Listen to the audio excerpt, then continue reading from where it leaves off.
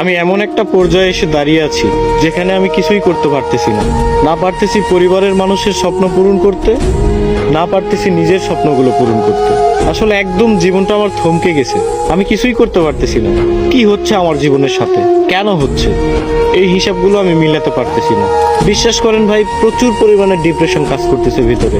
আমি অনেক ডিপ্রেশনের মধ্যে আছি। আমার জীবনের সাথে কেন এগুলো হচ্ছে আমি নিজেও জানি না।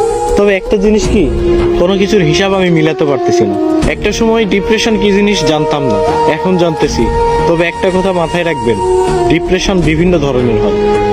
শুধুমাত্র প্রেম বিচ্ছেদের কারণেই যে মানুষ ডিপ্রেশনে ভোগে, বিষয়টা এমন না। সবচেয়ে ভয়ানক ডিপ্রেশন হচ্ছে ফ্যামিলি প্রবলেম। হ্যাঁ, এগুলো আপনারা বুঝবেন না। যারা মধ্যবিত্ত পরিবারের, একমাত্র তারাই বুঝবে। ডিপ্রেশন অনেক কঠিন একটা জিনিস। এখান থেকে সহজে কেউ বের হতে পারে না, কেউ ডিপ্রেশন কাটিয়ে উঠতে পারে না। তবে আলহামদুলিল্লাহ, ধৈর্য ধরে আছি, ভালো কোনো একদিন আসবে।